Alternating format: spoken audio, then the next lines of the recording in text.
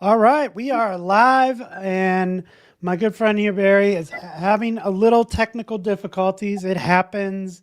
We know this thing. Technology is hard, but that's okay. I will introduce myself today. My name is Dan Vega. I'm a Spring Developer Advocate over at Broadcom. And today we're going to be talking about Model Context Protocol. This is going to be an introduction to MCP. I'll go ahead and blow this up a little. But we're going to talk about building and securing MCP servers in Java. Now, I can't see the chat, so I'll check in here and there.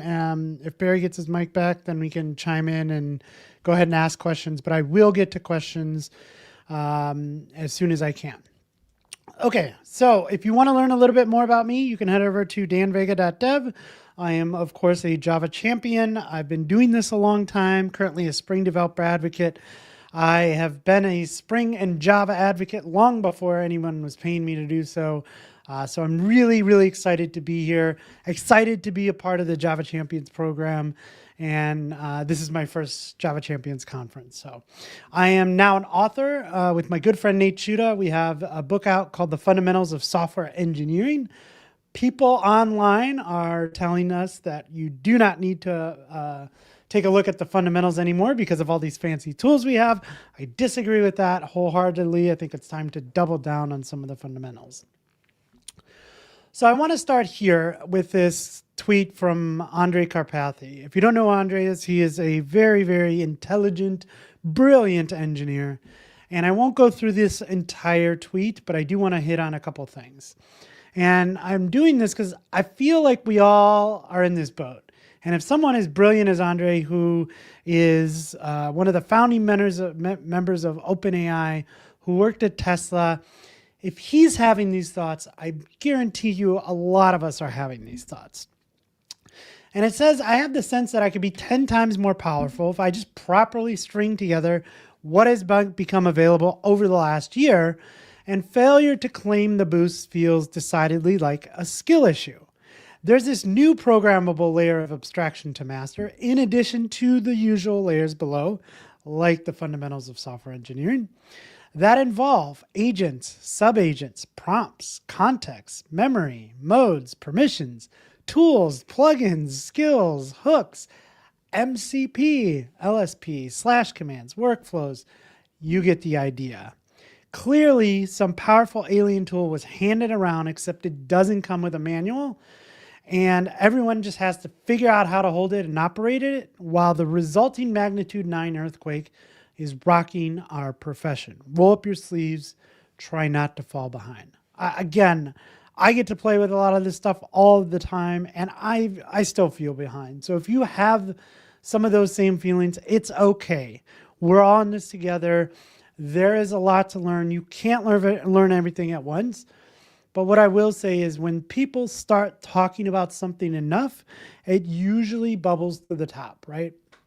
And I think the best thing you can do is just invest a little time to understand what that is, what problem it solves, and is that something that you care about? Because you may not care about all the things on this list. I don't.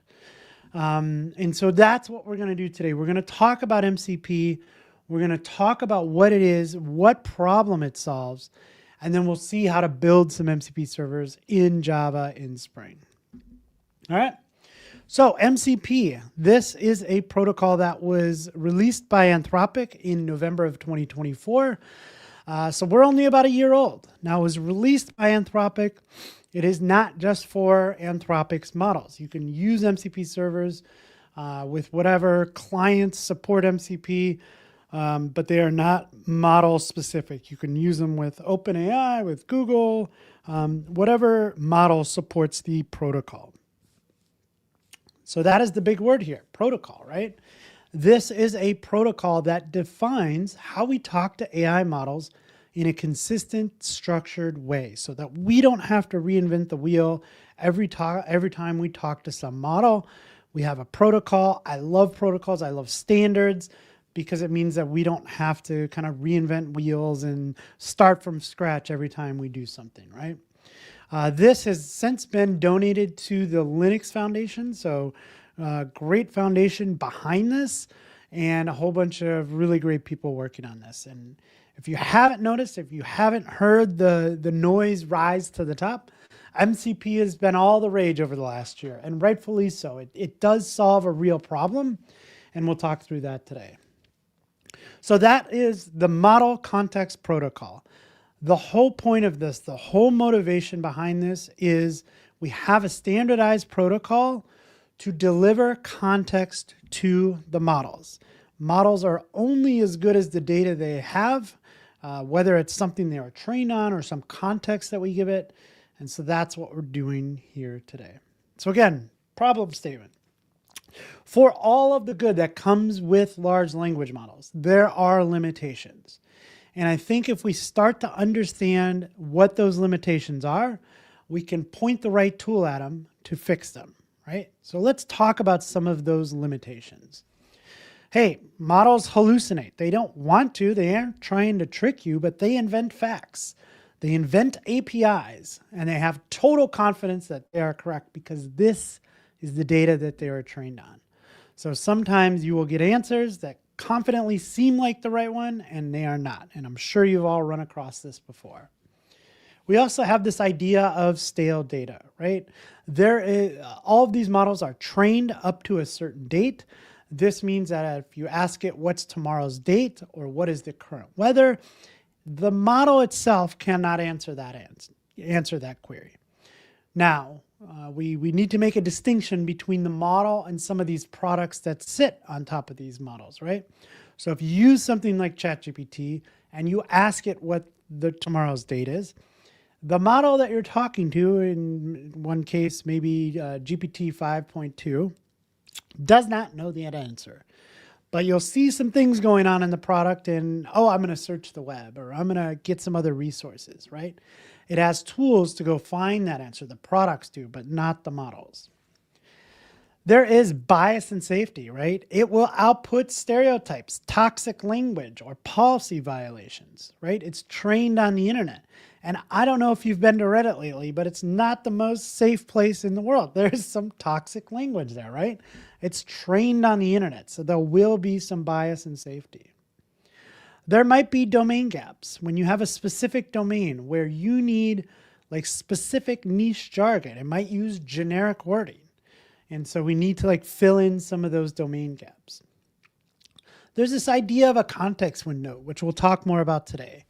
And context windows, when we fill them up with long threads, those can lead to something called context rot. They can also lead to them getting truncated and forgetting things that we've already kind of done, right? So we need to kind of be able to handle those situations. They are non-deterministic, right? We can give it the same prompt and get 10 different answers 10 different times, right?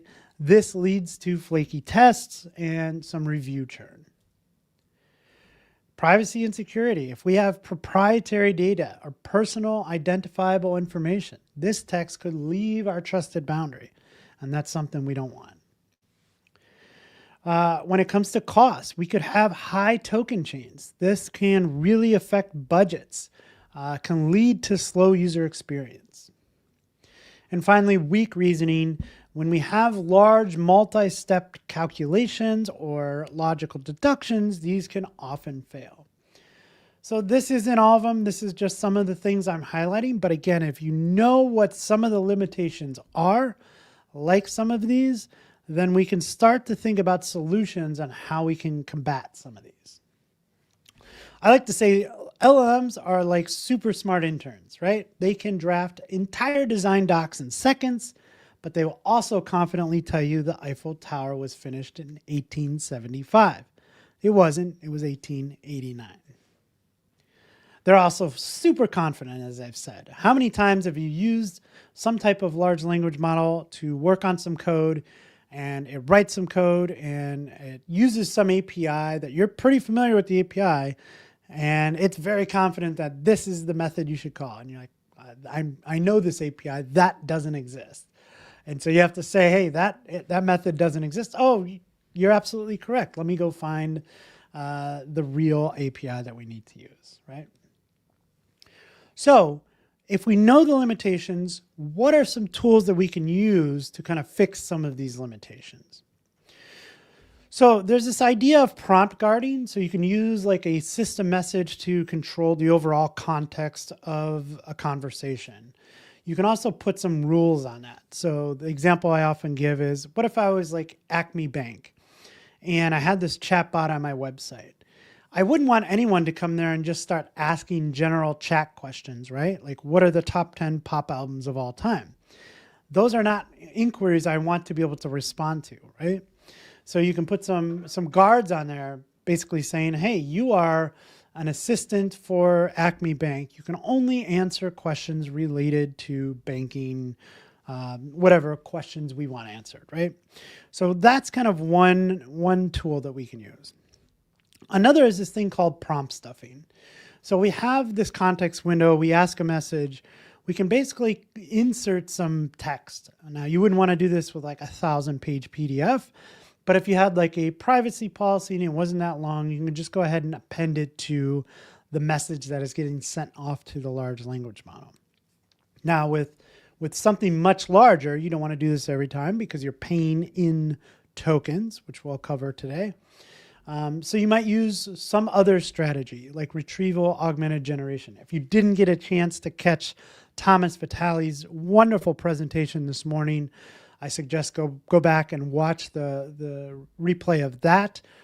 Thomas went over a lot of different RAG strategies that you can use to basically pick out some of this information and then add just the specific bits to the context, right? Then there's this other idea of tools and function calling. And for me, this is where things really started to get interesting.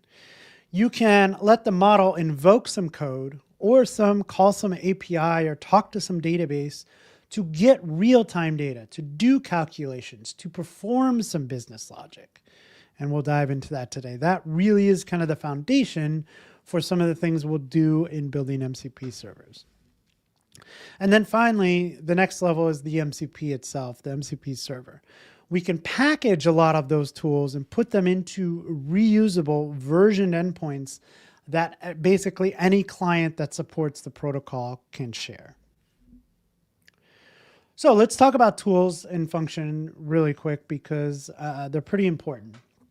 So let's say that I go off to Claude here and I say, how many Java champions are there? Right away, the model is not going to know that answer. It was probably trained on some data up to a certain date. So maybe it could say like 300, but it can't give me a real-time answer. So now it's going to start to go, okay, well, how can I figure this out? It uses some web fetch tool, it searches the web, and eventually it came back with the right answer. But it was pretty slow because it had to like figure out where to get this information from. It says there are 416. It really made my day if you look at the bottom. And yes, I spotted you at 383 on that list. That made me smile. But it starts to break down. Can you tell me how many are from Ohio? There's actually a YAML format of all of the Java champions and their locations, but for some reason it couldn't find that. So today we're going to build an MCP server that encompasses that data as an example of how we can surface this to large language models. Now with tools, there are really two different functions that they serve. One is information retrieval. I know the large language model doesn't have this up-to-date documentation or a list of the current Java champions. I want to be able to provide that. So we can do things like talk to a database, talk to a web service, some file system, or do a web search. The goal is to augment the knowledge of a model, allowing it to answer a question that it would not be able to otherwise. The other thing it can do is take action.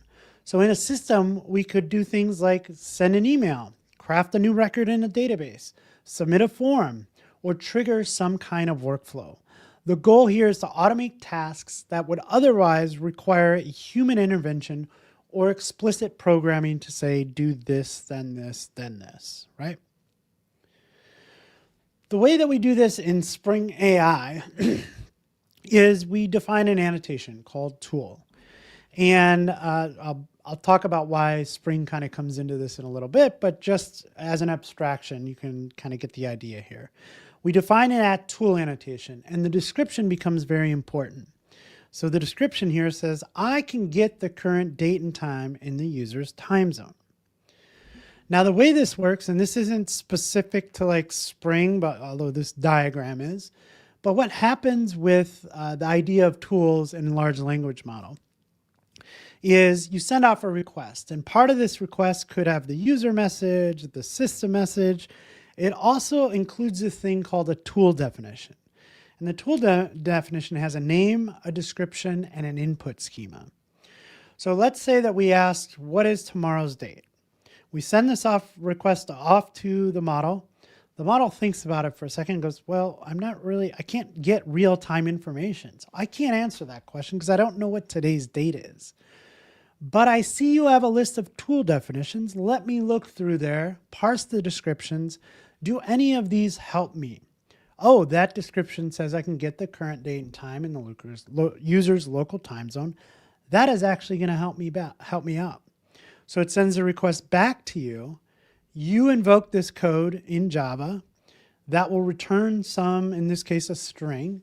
We'll append that and send that back to the model. So now it has context, similar to how we were talking about stuffing the prompt earlier. Now it has some context. I can answer that question, right? If it was the weather, I could just send back like a temperature, or I can send back a whole bunch of interesting information about the weather, and then let the model decide what text to generate as a response for that. So again, this kind of workflow works across whatever language and framework you're using to talk to a model. These different models support these tools or functions, as they're called. So this is important, but there is a little bit of a limitation here, and we need to think about this. So we could go, there is no hard limit on the number of tools that you can define. If you want to define 1,000 tools, you can. Probably not a great idea, because when we send the request off to the model, we send a user request, maybe there's a prompt, maybe there's a system prompt, and then there's the definitions of all of these tools. And those tools will take up tokens. This is how we pay for the API request. So we don't want to take up tokens if we're not using all of those tools. The second part of this is, remember I told you there's a description there. Who determines what function is called is the model. You can try and guide the model and say, hey, I have this function over here. But ultimately, it is the model's decision which function should get invoked.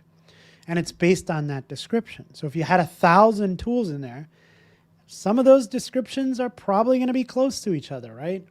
And so it might get confused on which function you should actually call, and it might take some time. So best practice, usually around 5 to 20 core tools.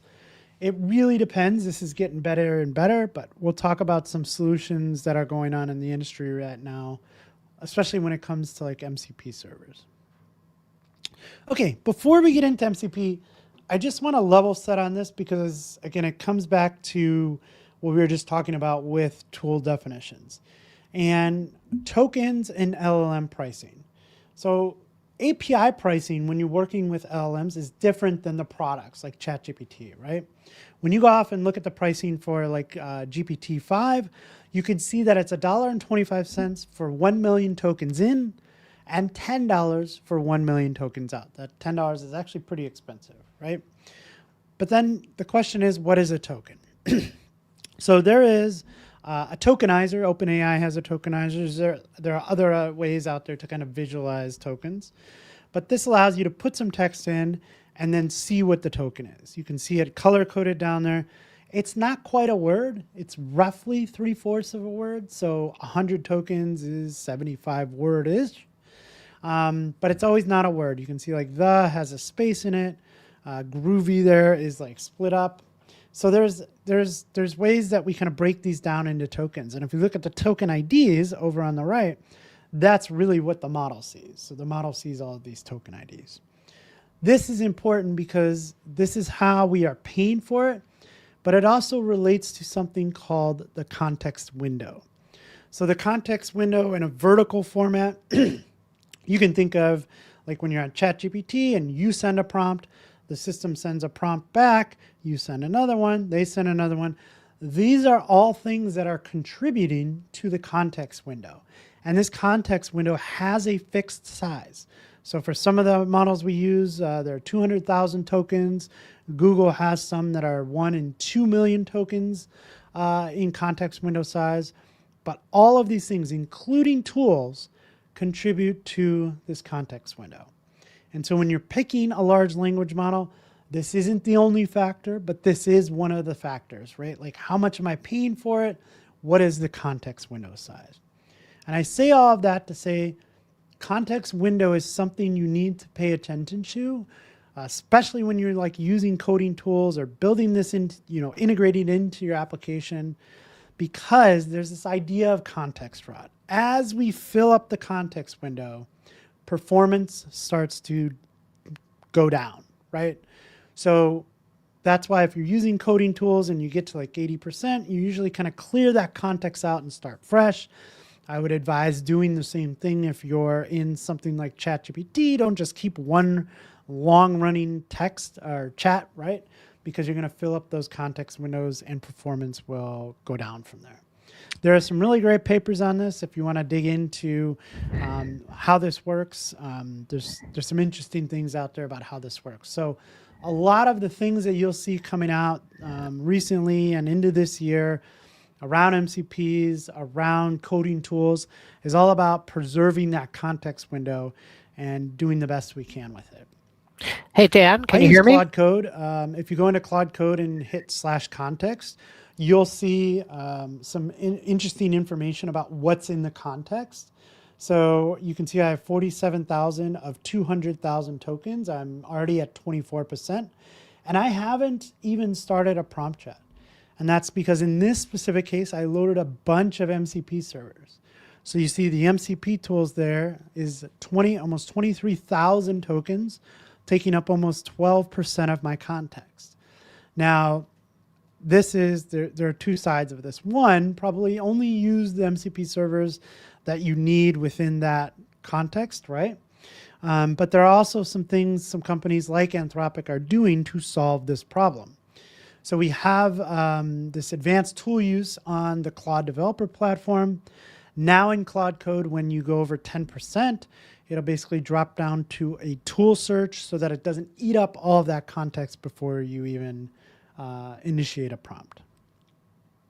All right, so that brings us to Model Context Protocol. We talked about this already. It defines how we talk to an AI models in a consistent, structured way.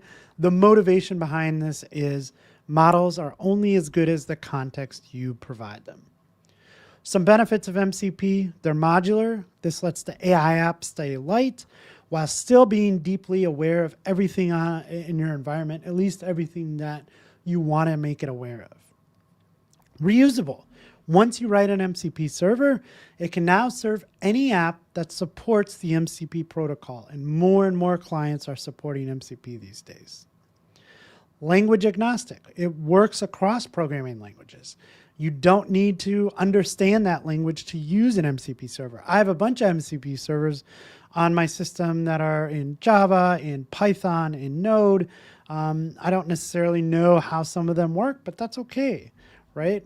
Because we kind of package them up into reusable assets. We can do some fine-grained control, giving you programmable control over what the AI sees and what it can do. And that leads into kind of the biggest one too, which is privacy and security. You stay in control of what the AI has access to. So what are some components of MCP? Let's talk about the kind of core building blocks, right? So we have this idea of a host. And so you could think of this as like Claude Desktop or Claude Code, Cursor, or Windsurf. Some of the tools that you're building, you can even build some of these clients in something like Spring AI. But what happens is we have one of these hosts like Claude Desktop, and we have a client and a server. And so what happens is Claude Desktop acts as an MCP host. When Claude establishes a connection to an MCP server, such as the GitHub MCP server, The Claude desktop runtime instantiates an MCP client object that maintains a connection to the GitHub MCP server.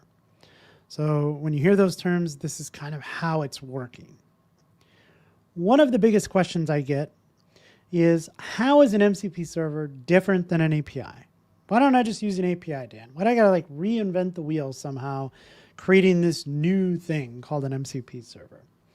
And there are a couple factors here. One, usually your MCP or your API is fairly large, right? It serves a lot of purposes. It serves a lot of clients. And some of those endpoints may serve a lot of data. So go back to talking about tokens. Tokens are how we pay for these things. If you have an API that returns a ton of data, you may not need all of that data in an MCP server. You may not want to turn all of that data over to a large language model.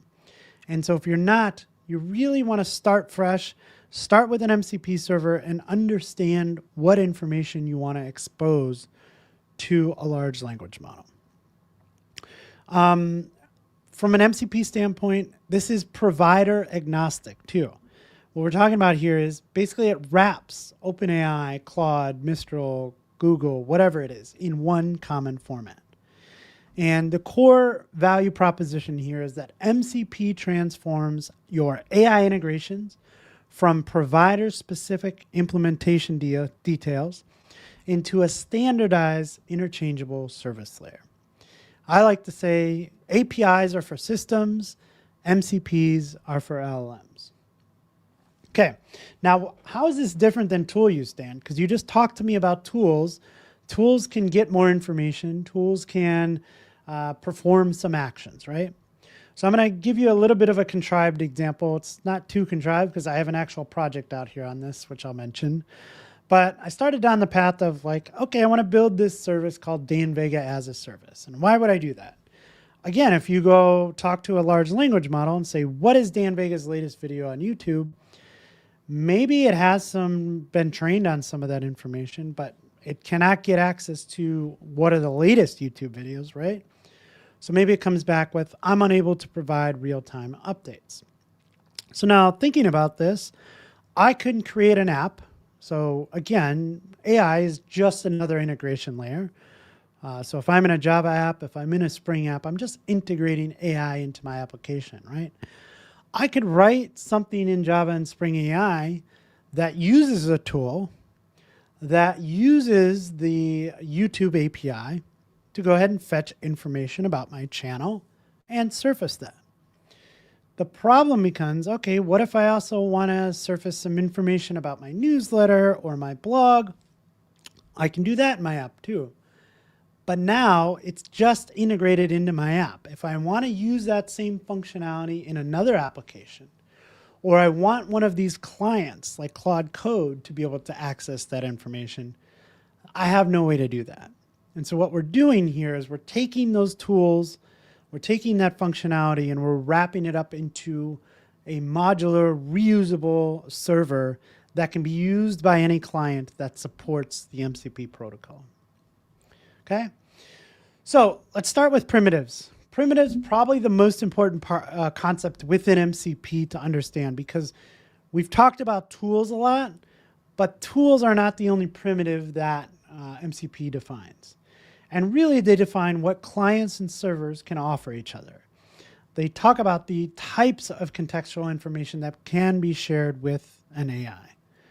So there are three different primitives: tools, resources, and prompts. Now tools, we've already been talking about, right? Some kind of executable function that AI applications can invoke to perform some action or get some contextual information. Some examples here, maybe I want to execute some SQL, so I'll run a database query, pull back some information about my customers, and return a subset of that data to the large language model. Maybe I'm going to send an email or post something in Slack or do a web search. You get the idea, right? So those are tools. There's also this idea of resources. And these are data sources that provide contextual information to an AI application without having to go off and fetch that information. So these are usually static resources like some file contents, maybe a couple database records, maybe an API response that we've kind of hard coded into some JSON or something. And so here are some examples. We have file. This is a README, so we have some documentation and project files about a specific project. We have a specific user profile that came from a database. We have some commit history, Slack channel, calendar, email, etc.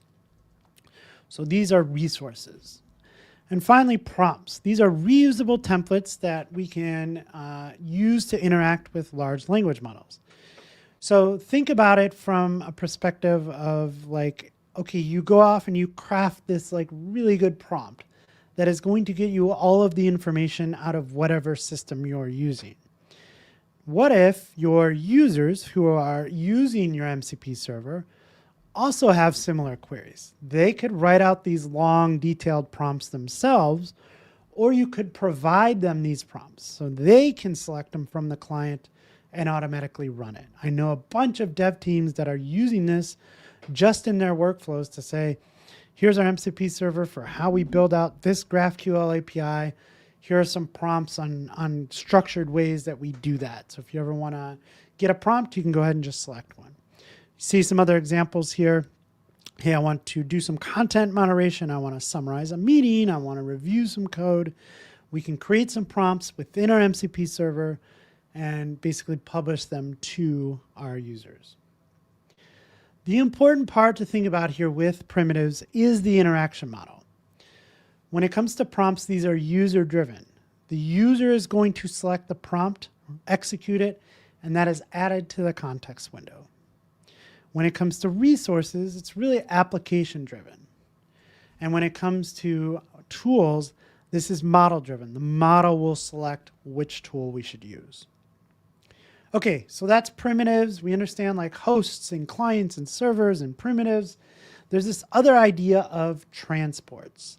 And transports are the way that we provide communication between the client and the server. A transport handles the underlying mechanics of how messages are sent and received. When it comes to MCP, MCP uses JSON RPC 2.0 as its wire format. And so these transport layers are responsible for converting these messages into JSON RPC format for transmission, and then converting things that are received back into MCP protocol messages. There are currently 3, but I will say like 2-ish really, different transports that you can use. The first one is stdio. So again, in your MCP server, you're defining the transport that you're going to use based on what you're trying to do here. If you are just building a command line utility, some local integration that is going to run on your laptop that needs just a simple communication process, maybe you're working with some shell script. This is where I started building MCP servers, was just locally to solve some problem on my laptop that I could give information to a client like Claude Desktop. So that is stdio. From there, we wanted to like start publishing these MCP servers out in the wild, right? And so another transport was created called server sent events. Now, this had some drawbacks. It was only server to client streaming, working with restricted networks, implementing simple updates. As we started to get MCP servers out into the public, we realized that we needed to improve on this. And when I say we, I didn't work on this. I'm just saying the MCP community as a whole. And streamable HTTP was born from that. So this is really when you're starting to build web-based integrations, when you're implementing bidirectional streaming, when you want request and response streaming, when you're working with modern HTTP infrastructure. For me, I'd like to put a big X through SSE because I think at some point this is being deprecated. Really, your 2 choices here are stdio and streamable HTTP. Okay, one more section and then we'll take a look at some code. So we talked about, again, how I got started with MCP servers was using that local standard input, output transport, right? it's inherently secure because it's running just on my machine. Nobody else is accessing it. But as we start to saw like some of the needs and wants of what MCP servers were kind of giving us solutions to, hey, we need to put these things out on the web. We need to have these servers accessible by everyone. And if that's the case, we know that security becomes critical to this. So when we talk about security, why do we care about it from an MCP server standpoint? Like, what are the things, outside of just like not letting bad actors in, what does it do for us, right? So we get private context sharing. I think the first key benefit here is that authorization creates this trusted boundary. Without it, MCP servers can only work with public data, but I think the real value here comes with accessing private, sensitive information like internal documents, like customer data, like proprietary systems, right? So we've kind of moved beyond public data, and now we can start to work with private context. We also get account binding. So we allow the MCP servers to tie their capabilities directly to user accounts. This means that the same server can provide different functionality based on who's using it, right? Finally, being able to, probably the most important one, especially for enterprise adoption, right, is authorization enables secure connection to third-party services. So instead of requiring separate API keys or custom authentication flows, MCP servers can leverage established flows like OAuth providers, SAML systems, enterprise identity providers. This means that your AI assistant can securely access things like Salesforce, GitHub, internal databases, and more, all while maintaining your organization's existing security policies. So without authorization, MCP servers are essentially sandbox toys, right? Fun to like hack on, use on my local machine, but with them, they become enterprise-ready tools that can safely integrate with your entire technology stack. Now, I'm not picking on GitHub here, but there were a lot of articles that came out like this last year as we started to put some of these MCP servers out into the wild, and we started to see a lot of vulnerabilities or exploits. In this case, the MCP server would allow someone to get access to someone's private repositories. Obviously, we don't want that. We just want to make public repositories available. So again, not picking on GitHub, there are many examples of this from last year. So how can you do this on the Java side, and specifically for me on the Spring side, right? If you go look at Model Context Protocol, we'll visit that site in a second. That is really kind of your starting place for understanding what MCP is. You can dig through the specs and see the kind of evolution of MCP. One of those specs that has been constantly changing since its inception was the idea around security here. And so this keeps going through some iterations. There is a current spec that leverages OAuth 2. And so with OAuth 2, especially in the Spring world, if we're using Spring security, we can use this and both act as the authorization server and the resource server. So the MCP client would request access for a token. Your MCP server written in Spring could issue that token. Now we make another request with the token. The resource server can validate that token, and now you have access to that MCP server. There is a really good article from my coworker, Daniel Garnier-Moreau, on doing just this. He breaks down a couple of ways that you can attack this using, a resource server and a full-blown authorization server, or if you want something simpler, just using a token. And this particular project is in something called the Spring AI community. So if you're not familiar with that, check that out. That is kind of a place where community projects start, also where some of the Spring team start their projects that may or may not move under the Spring umbrella. But there's a lot of really great resources if you're working with Spring AI. I also have a video on this. If you're interested, I walk through basically Daniel's article there on how to secure your MCP server. Now, it's not just enough to secure it from like, hey, I got to stop people from getting to this MCP server. There are also a lot of scenarios, and I've found this talking through with organizations where we need to put some security and some governance and some observability around our dev teams, because there's all these MCP servers out there, and I'm a developer and I have this coding agent, whether it's Claude or OpenAI or Google CLI, whatever we're using, Cursor, right? I can go ahead and install all these MCP servers, but we want to have some governance around it. So it's not just enough, at the end of the day, they're normal. MCP is just a normal application. When it comes to Spring, I can create an executable jar, deploy that wherever. But I do work for Broadcom. We do have a platform that can help with some of these things. You want to be able to put some authentication, some observability at a gateway level, and then maybe, hey, this dev team has access to these set of MCP servers, and this dev team maybe can't go outside of our trusted network, right? So that's something to think about too as you're starting to use MCP servers within your organization. There are some advanced features of MCP that I won't go into today. Things like sampling and completions and elicitations and progress. Again, you can read about them in the documentation, both on the Model Context Protocol side and the Spring AI side. So that's MCP. How do we start building stuff, Dan, in Java and Spring? If you go over to Model Context Protocol, you will see the available SDKs. There is a Java SDK for this.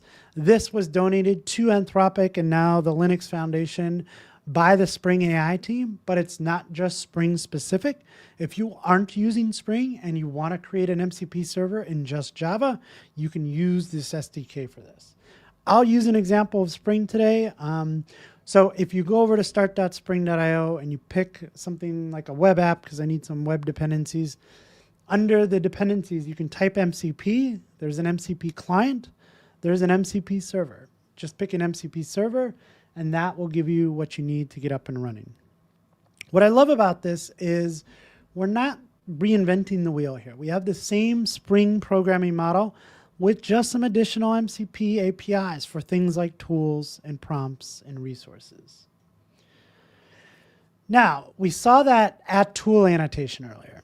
When we're building MCP servers, the tool that we define is using the annotation at MCP tool. A couple reasons for this, but one, now we can use this same tool within our Spring apps and our Java apps. So we have this one annotation for both. Two, in the Spring world, it actually does some registration of these tools, something you needed to do previously, but you don't need to do now. So once we register these tools, it'll make it available to whatever client is trying to read from that. This also means that because it's a normal application for me, I can just test it like I normally would. I have these member tools. I check one of these methods called search by name, and I want to make sure that this works, right? Now we talk about testing. There are a couple different things. So when you are using like local MCP servers, so the standard in and out, at the end of the day, you need to create an executable jar. You can test that in a client like Claude Desktop or Cursor or whatever you're using. If you're using streamable HTTP, you can just run the server and point the client at it. You can also test this using an MCP client. So you can say, I'm going to build a Spring MCP client. I'm going to use Claude Desktop or Cursor or Windsurf or Junie, whatever we're using, we can do that. But before I get to that point, because whatever client you're using, say Claude Desktop, there's like a JSON file. You have to like enter in some information about the server that you want to connect to. There's just some setup there. So what I want to do is like verify that my server is working before I move to like manually testing it in the client. And one way you can do this is by using something called the MCP inspector. This is by Anthropic or the MCP Foundation now, but if you go over to Model Context Protocol, you'll find this in the docs. And this allows you to connect to your MCP server, You can see at the top there, resources, prompts, and tools. Those are the primitives. There's also elicitations. There's also auth flows. So you can do a simple auth check. You can do like the whole song and dance of getting that token and verifying it. There are a whole bunch of great things about this tool that allows you to kind of just test your tool out. And we'll use that today. Okay, so I'm just going to share this link with you, and then we'll do some code together. github.com/danvegas/jchampions. And before I do, I'm going to pop out of here and check the comments to see if we have any comments here. Oh, there is a lot. Hey, Dan, can you hear me? Oh. All right, there's a good question. So I heard it's better to put the user's local time in the system prompt instead, so the model's response is faster as it doesn't have to do a tool call first. What do you think? So yeah, it just depends on what content you're sending. Something as simple as that, you're still going to need to like get that every single time it's called.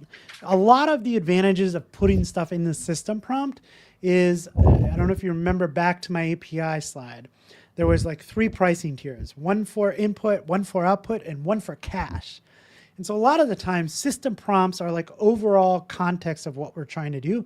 You can cache that information and get that information for a lot cheaper. So that's one kind of benefit of the system prompt. The system time, no, I think like anything like real time, you're gonna have to make a call and get that information.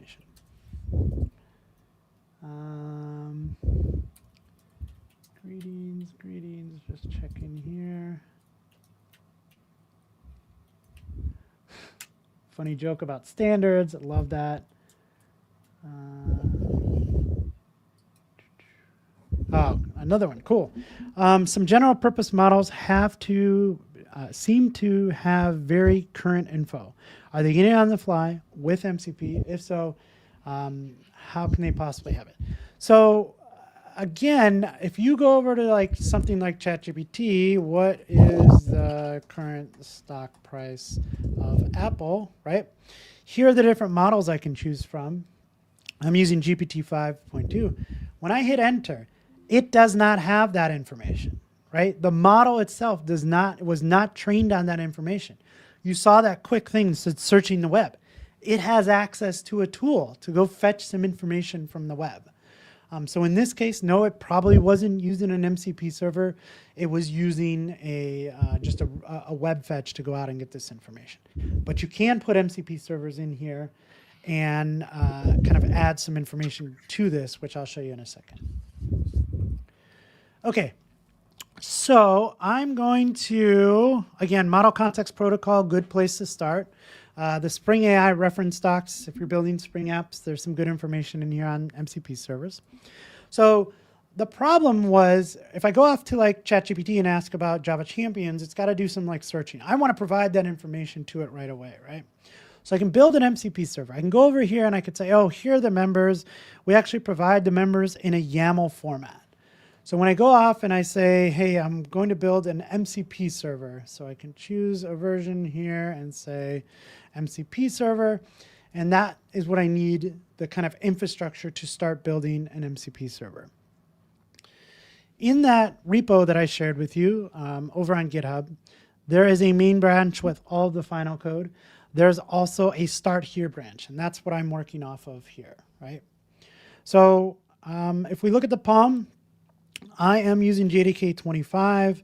I have just a web app. I'm using that MCP dependency.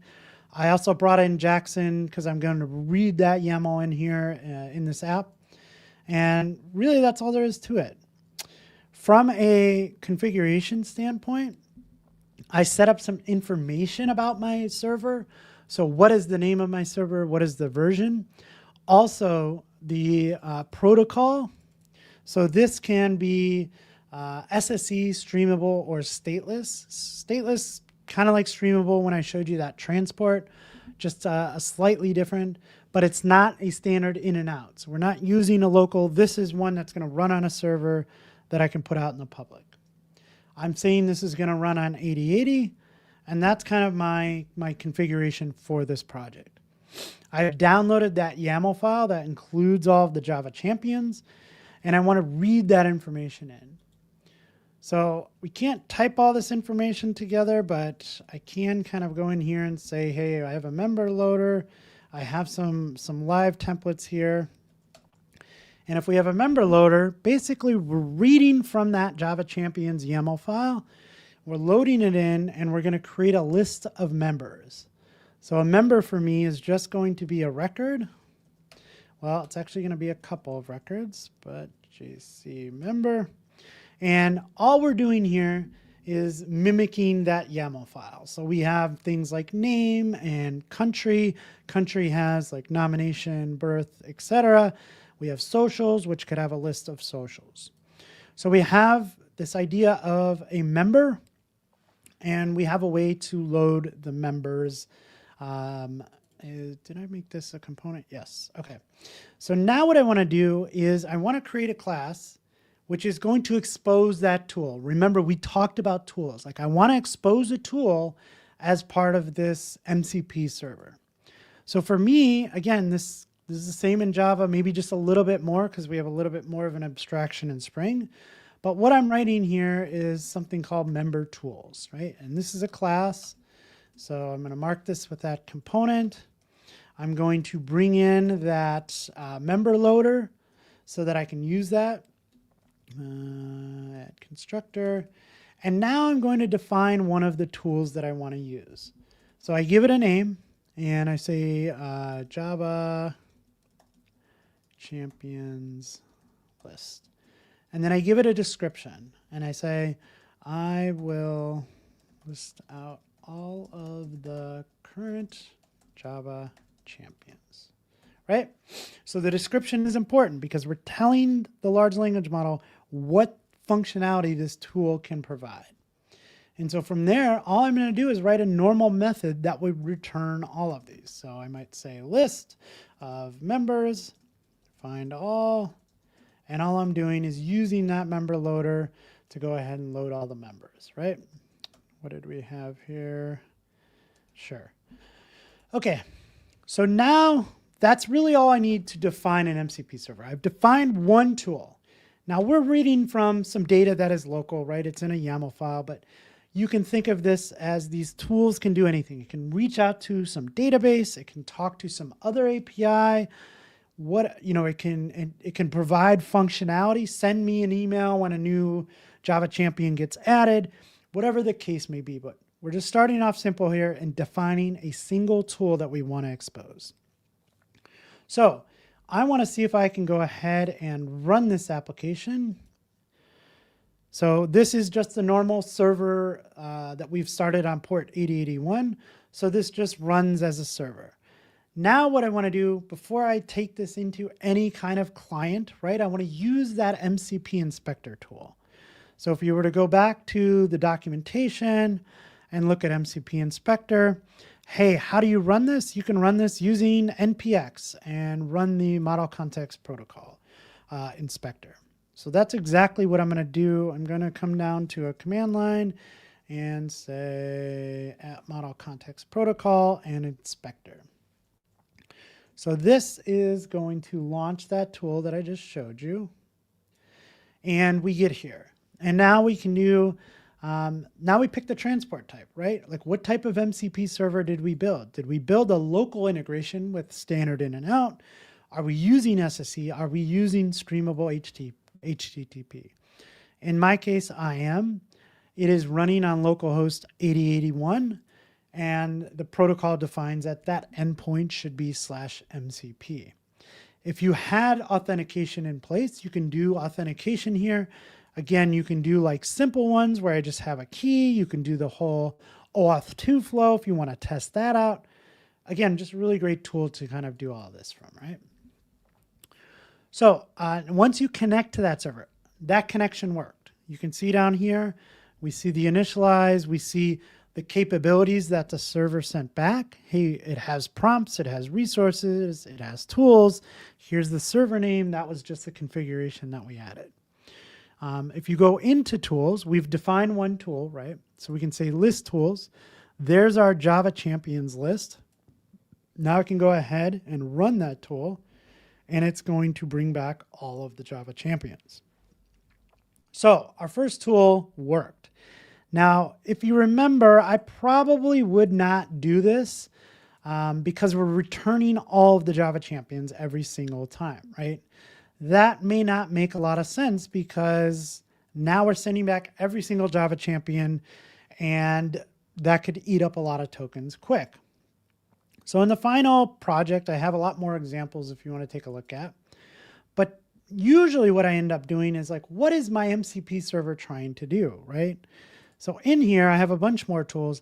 I'd probably end up with tools more like this. Hey, I want to search for a Java champion by name. And the way that I do that is, here is the description. Again, that is important to the large language model. And I have this tool parameter saying, hey, the name or partial name to search for. And now on the server, I'm able to take those. Again, this is only 416 Java champions. But if you had like a database full of thousands of records, like that's a much bigger hit, right? But now what I can do on the server side is, okay, I can load those 412, I can filter based on a name, and I can just return the few results that I need to. Because again, when we think about large language models, tokens come into play. We don't want to send back dumps of data. We want to be very specific with this. So I would have a bunch of tools in here. Again, there are some examples in here of prompts and resources if you want to learn a little bit more about it. But we built that one tool. We exposed it to in the server so we could test it through the MCP inspector. And then you could do some more fun things with this. I'll show you one more because I have it hooked up. But I mentioned this earlier. Just as a joke, I built an MCP server called Dan Vega as a service. Again, just kind of learning some of these things and putting some tools in place so that if there's some information here on this page if you want to learn more about this MCP and check out the source code. But then what I did is I took this and I published this on the web. So this is a MCP server that is out on the web. Here's the URL for it. Now what I can do is if you go into something like Claude, you can see that there is a connector for Dan Vega as a service. If you go into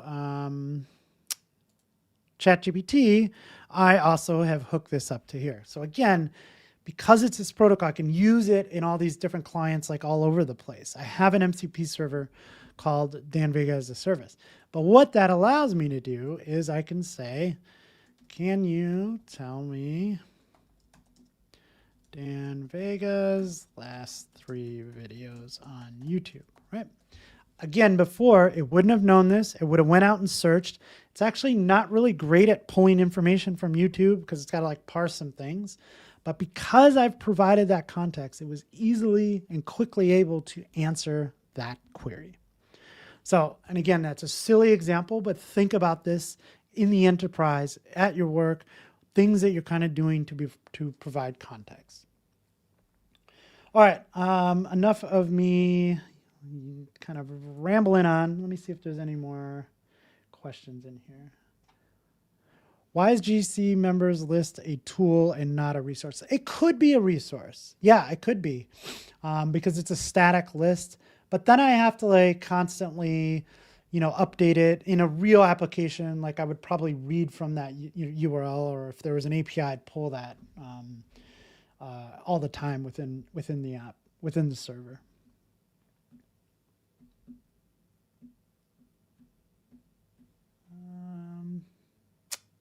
All right, I don't see any other questions, but if you have questions, I think you're out of time, but you can always contact me, danvega.dev. You can find me on all the socials. All my socials are there. I'm happy to answer questions about AI, Spring AI, MCP, all the fun stuff because I enjoy playing around this stuff myself. Thank you, Barry. Appreciate you. Thank you, everyone.